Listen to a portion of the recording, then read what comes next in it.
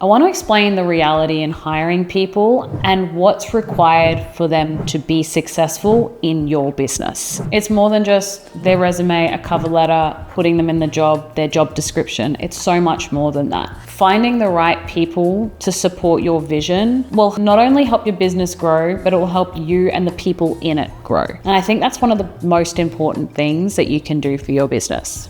One of the biggest complaints clients have when it comes to scaling their business is the fear of hiring. And the fear of hiring because they feel that people are unreliable, it's the most stressful. And while that is all true, there's no lie in saying that hiring is one of the hardest things you can do because it's requiring trust in another person to look after your business the way that you would look after your business. But it doesn't mean that you can't do it right. It doesn't mean that you can't scale right. It's just making sure that you have the right processes in place so that the people you are hiring actually align with your business's goals, visions, and their expertise actually match the job that they are set to do. The biggest component in hiring right is making sure you've got the processes and workflows set. I've just done a video on my 3-step framework, so check that out. Think about a big corporation. What do they do when they are onboarding their employees? They often have a HR department, they often have a company document that they give straight to the employee. And this is a handbook. It's like an employee handbook that states company's visions, their values,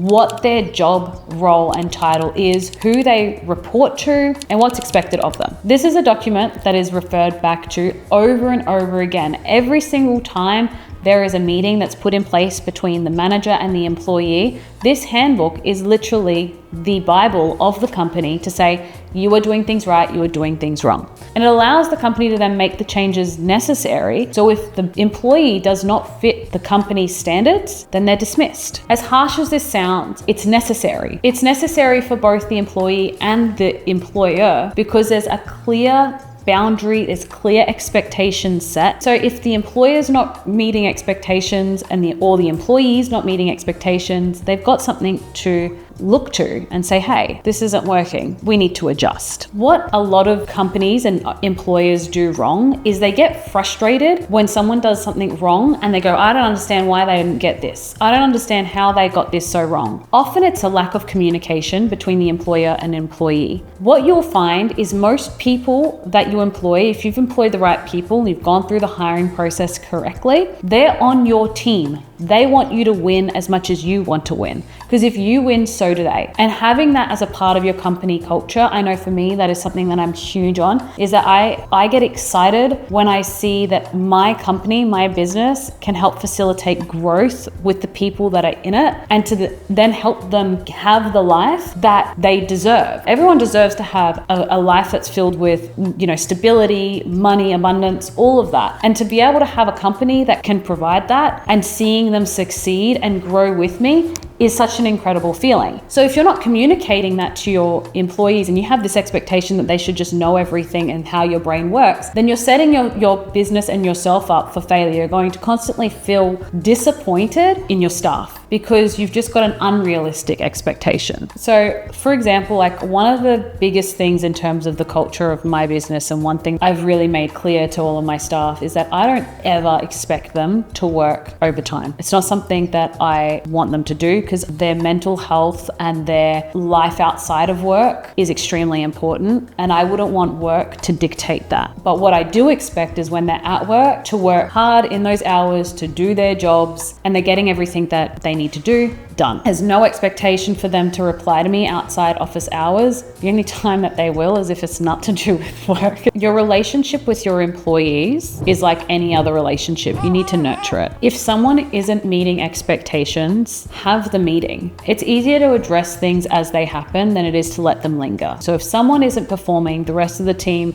start to feel it. And it's your responsibility as the business owner, as the employer, to lead correctly. And if you're not addressing those issues, then that issue will then fester through to the rest of the staff. And this issue's happened to me, and I'm sure it's happened to many business owners, probably every single business owner who's employed someone at some point in their career. This happens. There's always someone that is the rotten tree branch. If you don't cut it, it's going to fester the entire tree. So you need to be really brutally honest with yourself. If something isn't working, then you have to make sure you've got the processes in place to then address why it's not working. There are often times where employees actually don't know that they're doing something wrong. And so if you just let something happen, they're going to continue doing it wrong and pissing everyone else off because they have no idea that what they're doing is wrong. No one's told them. So having that communication, ensuring that there is some way that they can talk to their manager, talk to the boss, will stop it from getting to a point where you're like, I can't fix this, I can't rectify this. Most time, because you're on the same team, people want to win, people want to succeed, so they will change their actions. They will change what they need to change in order to be better. But if they're not making those changes and they're deliberately avoiding the work that they need to do, and that's where you can make the decision whether or not you want to keep these people on your team. I've had to make a lot of decisions over my time. From a business standpoint, if you are having tough conversations, always have someone in the meeting with you, because it's important that both yourself and the employee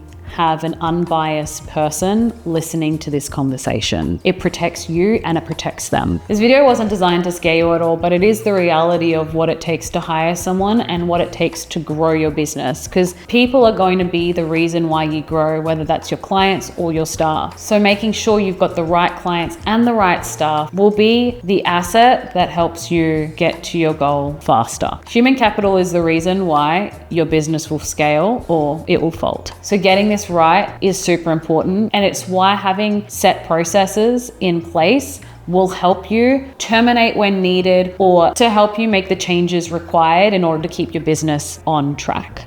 At the end of the day, I've fired, I've hired, I've done HR, I've had to deal with disgruntled staff, tears, frustration, and one of the most important things that has come from all of my lessons when it comes to finding the right fit for my business and my team is communication. Communication is absolutely everything when it comes to finding the right people. Like any relationship, communication is key. That's it from me today. If there's any videos that you want me to do, please leave them in the comments below. Otherwise, please like and subscribe if you loved what you saw. Until next time.